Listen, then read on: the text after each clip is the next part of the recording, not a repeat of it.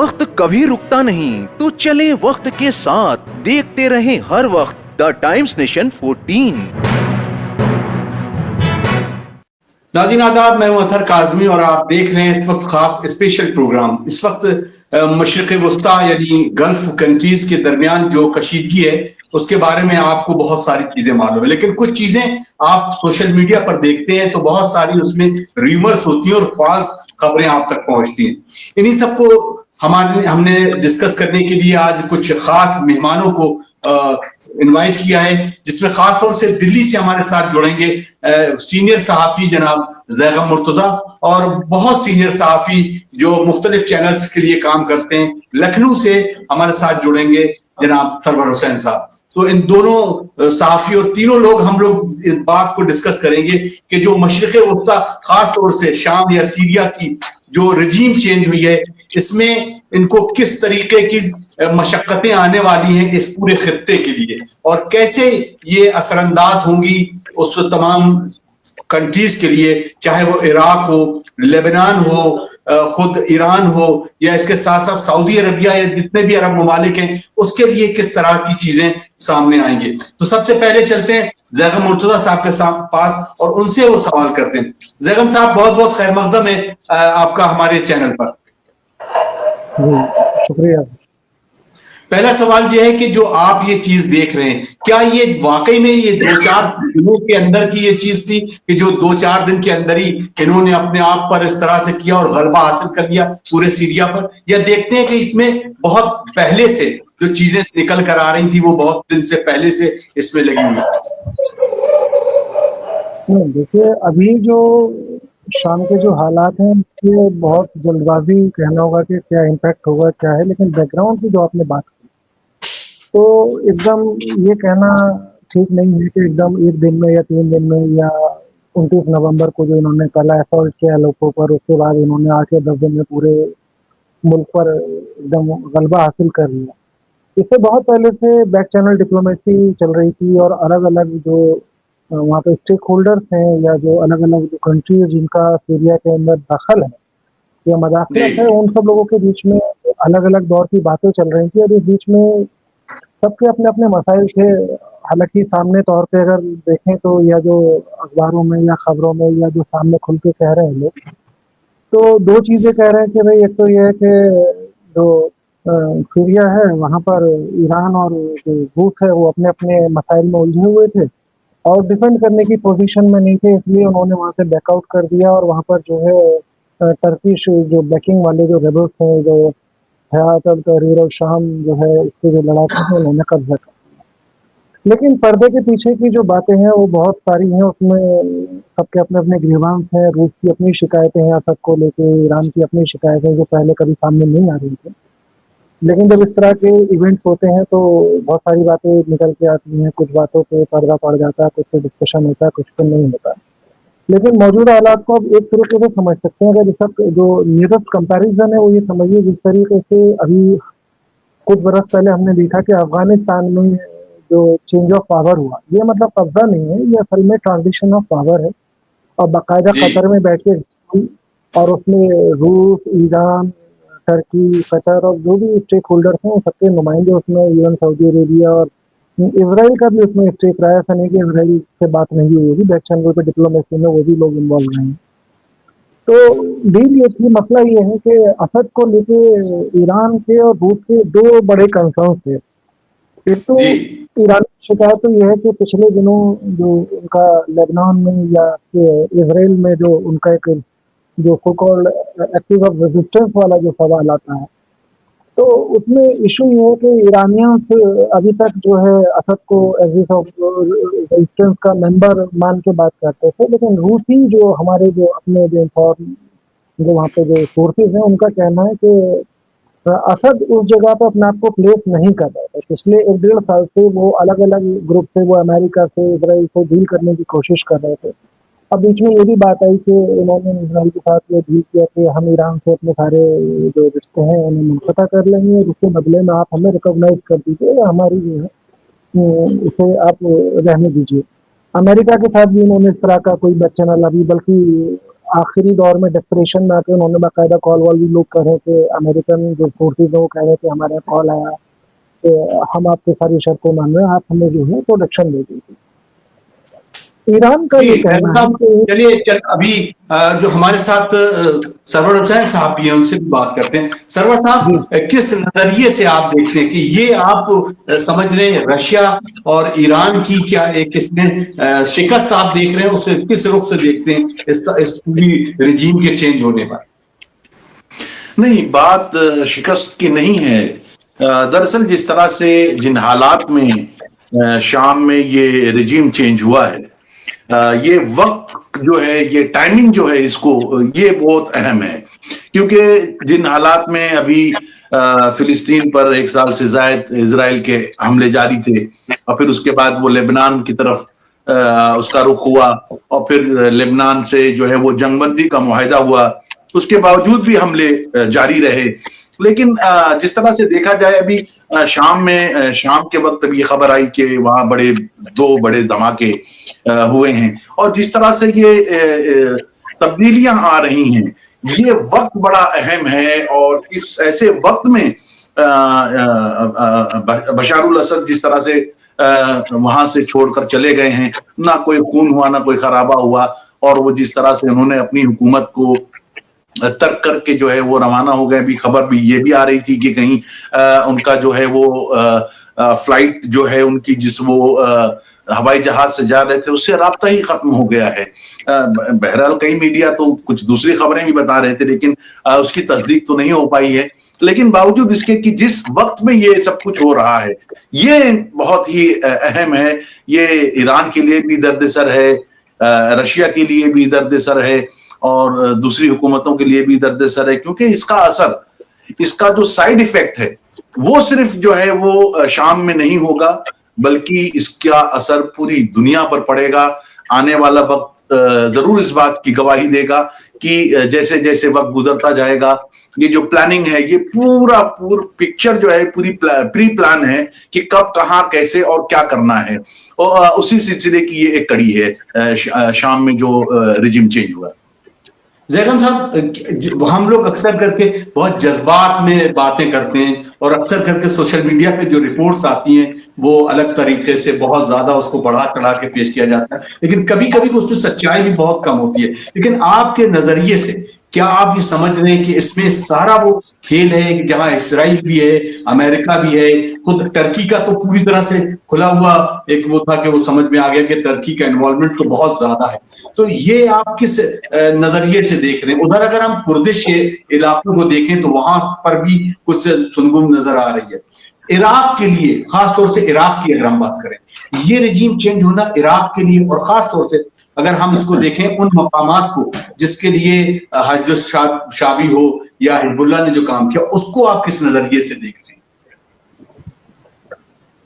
अगर हम इराक के सिलसिले में अगर हम बात करें, और जैसा आपने पहले कहा कि हम बड़ा जज्बाती होकर बात करते हैं, तो दोनों चीज़ों में थोड़ा सा एक फर्क ये है कि आप ये समझिए, ईरानियंस को अगर ये लगता है कि सीरिया में हमारे जो सिख हैं, या जो हमारे मकसद हैं, वो अगर कहीं भटक रहे हैं, तो वो किसी भी हाल में असद को छोड़ के वहाँ से मूव आउट नहीं करते। जाहिर सी बात है, अगर वहाँ से मूव आउट किए हैं तो उससे पहले उन्होंने अपने लॉजिस्टिक्स को वहाँ से पहले मूव किया, उससे पहले उन्होंने जाहिर सी बात है बैक चैनल डिप्लोमेसी या जो भी बातें चल रही थी।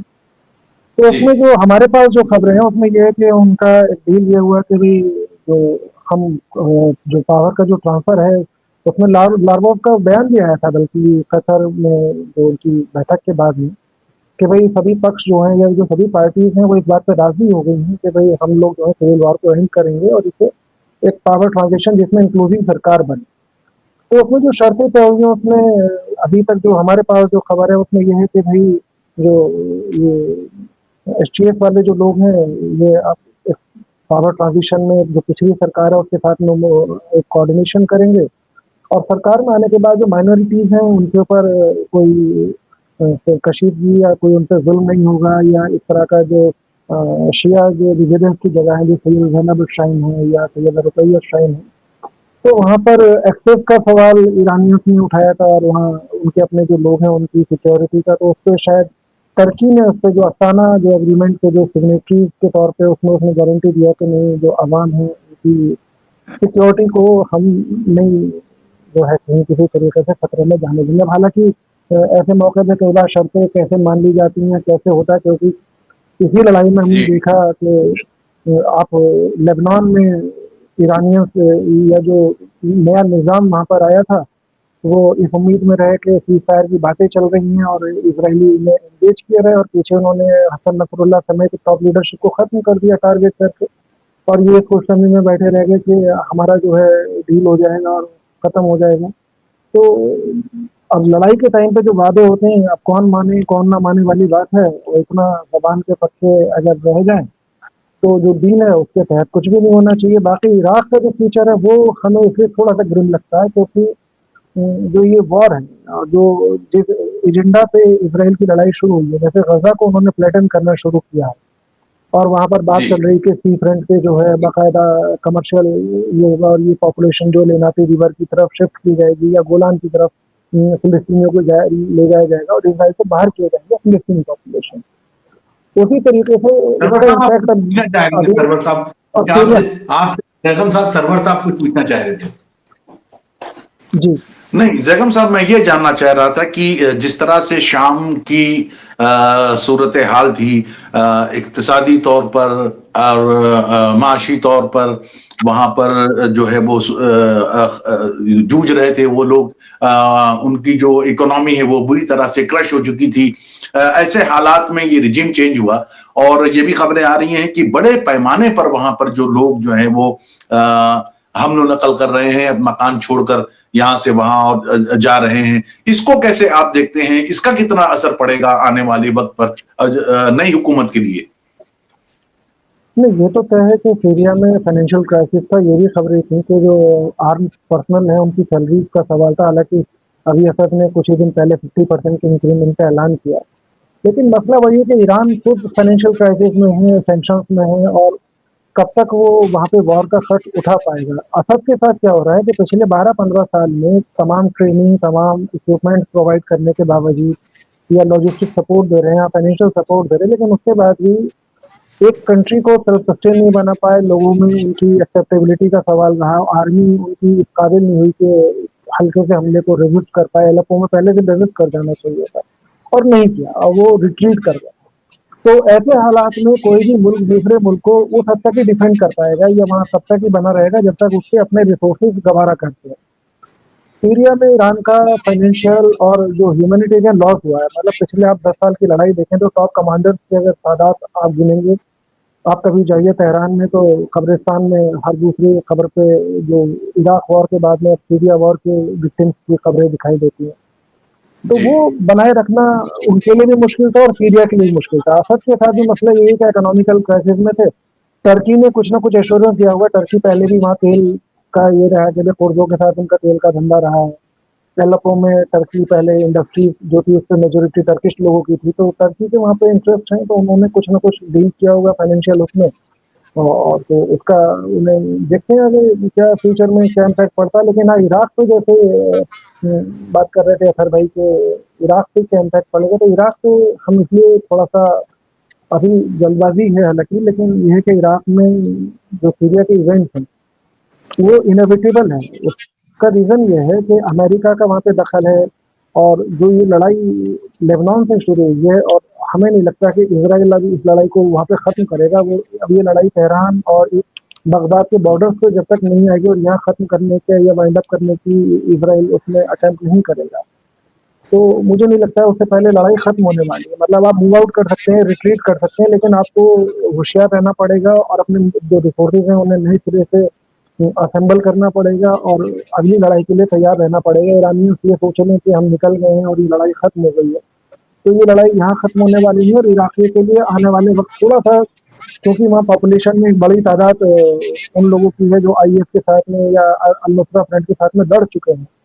और फॉर्मर रिजीम जो था सद्दाम हुसैन का, उनके जो फॉर्मर मिलिट्री पर्सनल हैं उनका एक बाकायदा एक बड़ी तादाद वहाँ पे है जो किसी भी वक्त नौकरी की तलाश में आते हैं और इंसर्जेंसी को सपोर्ट कर देते हैं। अमेरिका के खिलाफ लड़े, इराकी के खिलाफ उन्होंने इंसर्जेंसी किया। तो इराक थोड़ा सा अभी हालांकि बहुत जल्दबाजी है, लेकिन ये है कि खतरे अभी टले नहीं है और ये अभी लड़ाई लोग समझ रहे हैं कि अभी गजा की लड़ाई या लेबनान का वॉर या ईरानी वॉर तो इसराइल खत्म हो गया है। तो ये अभी हमें नहीं लगता कि इसे खत्म होने का कहीं कोई इम्कान है।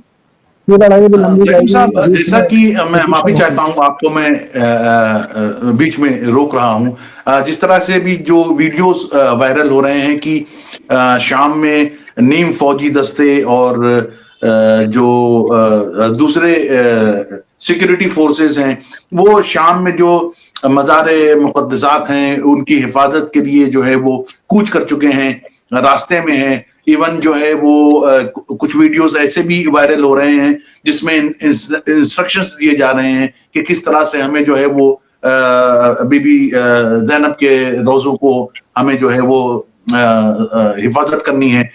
आप क्या मतलब देख रहे हैं कि क्या इस तरह का कोई वाकया या इस तरह का कोई हालात इराक में भी पैदा होने के कोई चांसेस हैं? नहीं, इराक में प्रोटेक्शन वाले लेवल पे या करबला या दूसरे जो या समरा वगैरह है वहाँ पर तो ये वाला भी हालात अभी हम नहीं देख रहे इतनी जल्दी में, या ऐसा कोई वहाँ सिक्योरिटी थ्रेट है। और ये वाली बातें के साथ मोबिलाइजेशन हो रहा है, ये इराक के अंदर मोबिलाइजेशन हो रहा है, हो सकता है हो रहा हो, लेकिन सीरिया में हमें नहीं लगता कि सीरिया में कोई बहुत बड़ा मोबिलाइजेशन है। वहाँ पर जो कल या परसों तक का जो लास्ट इंफॉर्मेशन ये था कि वहाँ पर फातिमीन जो ब्रिगेड हैं या जो वहाँ पर लोकल जो शाम में जो इन्होंने मोबिलाइजेशन ब्रिगेड बना रखे थे, उसके कुछ अफराद वहाँ पर थे, उन्होंने रजिस्ट भी किया और उनका ये कहना है कि भाई हम यहाँ पर कोई ब्लंडर ऐसा नहीं होने देंगे। लेकिन कोई मोबिलाइजेशन हो रहा है, ये इस तरह के वीडियोस ये सोशल मीडिया पे मिस इन्फॉर्मेशन वॉर के टाइम में बहुत ज़्यादा फैलता है। पुराने वीडियोस हैं या पता चल रहा है कि कहीं दूसरी जगह का वीडियो है, या कुछ लोग जज्बाती हैं तो वो थोड़ा सा एक जो फिरका या कौम वाला जो मसला है। दूसरी तरफ से भी हम देख रहे हैं पिछले 2 दिन से 3 दिन से जो जिस तरीके की लैंग्वेज यूज हो रही है सोशल मीडिया पे, वो बड़ी ऑफेंडिंग है और बड़ी मतलब कई बार ऐसा भी लगता है इसे पढ़ने के बाद कि ईरानियंस या जो भी सो कॉल्ड जो रेजिस्टेंस के जो लोग हैं वो लड़ रहे थे, वो किन लोगों के लिए लड़ रहे थे, या अगर इन लोगों के लिए लड़ रहे थे तो फिर तो मतलब उन्होंने पिछले 10-15 साल में रिलेशन के नाम पे कुछ भी गेन नहीं किया है। और इखवानियों के लिए जो अरब कहते हैं कि एक बड़ा भद्दा सा मुहावरा है इखवानियों के लिए, अरबों में को लेके बड़े कंसर्न रहते हैं लोगों के। जैनब साहब, इसमें मैं आप इंटरप्ट करूंगा। जो आपने इससे पहले एक बार पोस्ट अभी डाली थी, ये यकीनन उस सवाल की तरफ इशारा कर रही है कि यकीनन जब ये रिजीम प्रॉक्सीज को इकट्ठा करके, चाहे वो लेबनान के हों या खुद गजा के हों, फिलिस्तीनी हों, इन लोगों को तैयार करके ईरान ने जब शुरू किया हमला, तो यहाँ पर वाकई में अगर देखा जाए तो यहाँ पर शिकस्त के जो पहलू हैं जो आजकल सोशल मीडिया पे चल रहे हैं, उस आपकी उस पोस्ट को अगर हम देखें तो बिल्कुल सेम नजर आ रही है। तो वो पोस्ट के हवाले से भी कुछ कहना चाहेंगे आप? वो पोस्ट तो ऐसा होता है कई बार जो है, जरूरी थोड़ी कि सामने वाला जज्बात में बात कर रहा है और आपके जज्बात हर्ट नहीं हो रहे हैं या आप ऑफेंड फील नहीं करते हैं। कई बार जब आप ऑफेंड फील करते हैं तो आप मतलब सख्त लफ्ज जो है इस्तेमाल कर लेते हैं, तो वो लैंग्वेज अलग है। लेकिन रियलिटी ये है कि जैसे अब मैं आपको करेक्ट करूं, जैसे आपने कहा कि जब ये वॉर शुरू किया, वॉर शुरू ये ईरानियंस ने या मोबिलाइजेशन फोर्सेज ने नहीं किया था। और मैं अभी भी अपनी बात पे कायम हूँ कि ये लड़ाई ईरान की या हिजबुल्लाह की या ये लड़ाई अंसारुल्लाह की लड़ाई नहीं थी। ये याहिया सिनवार का एडवेंचर था, और हम कहते हैं कि मिस एडवेंचर था। उनका रीजन ये है कि वो उस टाइम में उन्हें लग रहा था कि सऊदी अरेबिया और इजराइल के बीच में डील हो जाएगी तो हम इररेलेवेंट हो जाएंगे। मैं आपको मतलब बहुत सारी बातें कहने की नहीं होती, लेकिन फिर भी हम बताएं तो ये जो अभी जो शहीद हुए इनके फॉरेन मिनिस्टर रिसेंटली एक प्लेन क्रैश में, अमीर अब्दुल्ला यार, उनके इंतकाल से कुछ रोज कबल मेरी इनसे आखिरी बार जब बात हुई तो he was in a position like मतलब और कि ये हमें भी नहीं पता कि ये हुआ कैसे, क्यों हुआ, किससे पूछ के हुआ। और जब बिना तैयारी के लड़ाई होती है और बिना जब असेसमेंट, क्योंकि जब आप जंग में जाते हैं तो जंग में आप एक चीज असेस करके जाते हैं। आपको पता है कि मैं ये करूंगा तो इससे इम्प्लीकेशन ये होगा, मैं यहाँ मारूंगा तो मेरा यहाँ मारा जा सकता है, मैं यहाँ मोबिलाइज करूंगा तो। लेकिन जब बिना तैयारी के लड़ाई होती तो आपको फिर इमरजेंसी प्रोविजंस करने पड़ते हैं, वो हुआ। याहिया सिनवार ने 7 अक्टूबर को जो किया, it was like a miss adventure. और मैं उसका अभी भी मतलब, क्योंकि ईरानियंस में या इराकी जो भी मेरे सोर्सेज हैं उनमें जब भी मेरी बात हुई है उन्होंने हमेशा जी। ये कहा कि यार ये लड़ाई पता नहीं कैसे शुरू हुई क्यों, और वो रीजन तो कंफर्म हो गया कि वो जो उनका नॉर्मलाइजेशन डील था इजराइल का और सऊदी अरेबिया का, लेकिन वो ठीक ऐसे ही था जैसे सेकेंड वर्ल्ड वॉर में पर्ल हार्बर वाला जो एक मिसएडवेंचर था जापानीज पर, उन्होंने अमेरिकन को खींच लाया उस लड़ाई के अंदर और लड़ाई एक्सिस हार गया उनका। ये लड़ाई जी। अल्टीमेटली इस मिसएडवेंचर में हिजबुल्लाह को थोड़ा सा कंस्ट्रेंट बरतना चाहिए था, एकदम नहीं जाना चाहिए था, और जब चले गए तो ईरानियों को उन्हें रोकना नहीं चाहिए था। ये टेक्टिकल एरर था, और टेक्निकल जी। एरर हम इसलिए कहते हैं इसे क्योंकि उसी टाइम में आपका एक अलाई रूस जो है यूक्रेन के साथ लड़ाई में, जहाँ पर अमेरिका और इसराइल के कॉन्ट्रैक्टर्स और उनका जो सारा लॉजिस्टिक है वहां लगा हुआ है। आपको लड़ने का शौक आ रहा है तब यूक्रेन जाके लड़ लेते, उन्हीं लोगों से लड़ाई होती, लेकिन लड़ाई आपके बॉर्डर से दूर चली गई।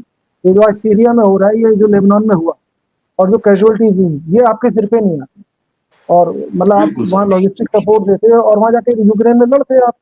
ये जिसका भी एडवेंचर या मिस एडवेंचर था, जो भी इनके सलाहकार थे, ये टेक्निकल एरर था।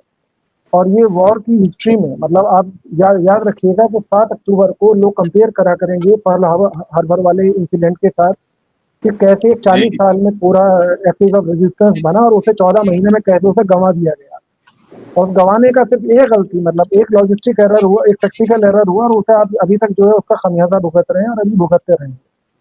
और ये लड़ाई आखिर में बिल्कुल वहाँ चलते रुकने वाली चलते नहीं हम है। दोनों मेहमानों से नहीं, एक आखिर में बहुत मैं सवाल। चलने से पहले मैं माजरत चाहूंगा डिस्टर्ब करने के लिए। अतर काजमी साहब से मैं एक सवाल मैं करना चाह रहा था।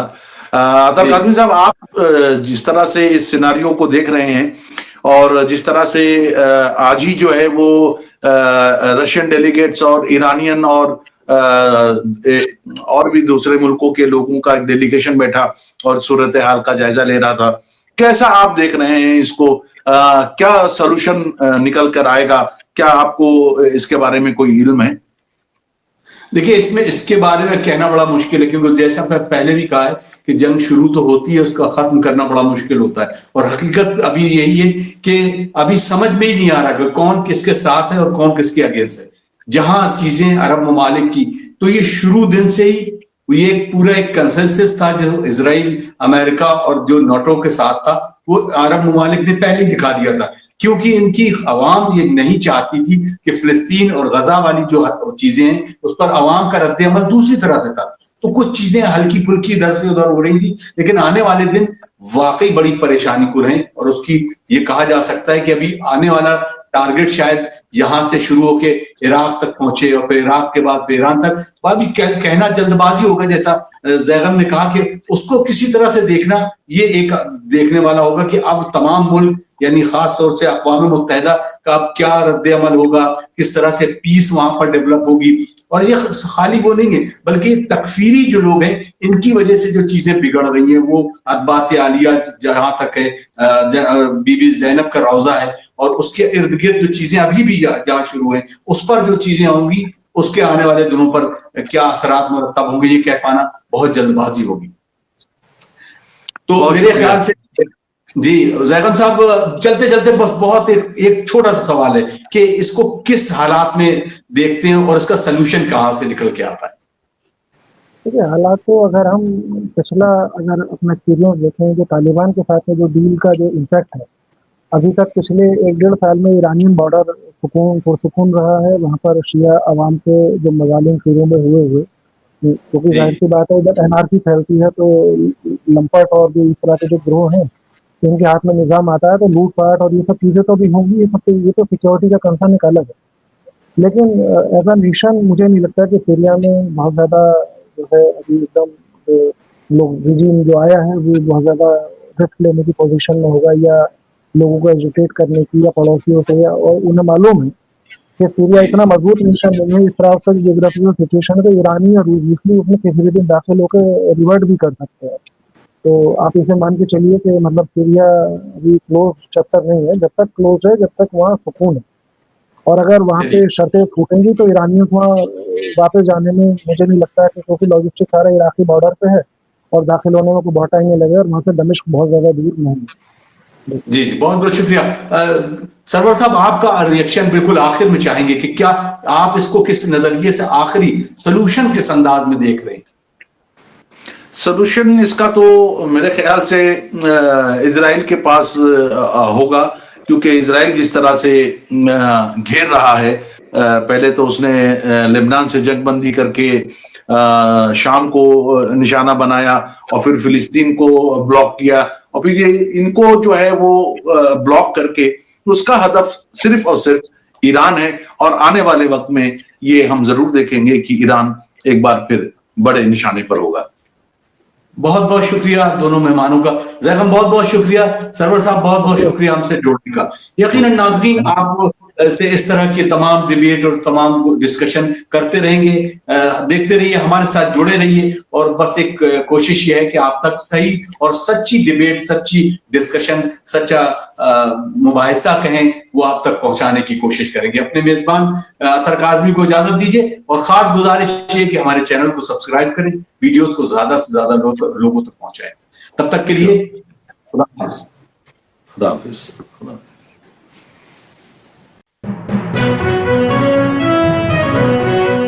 देखते रहें हर वक्त द टाइम्स नेशन 14।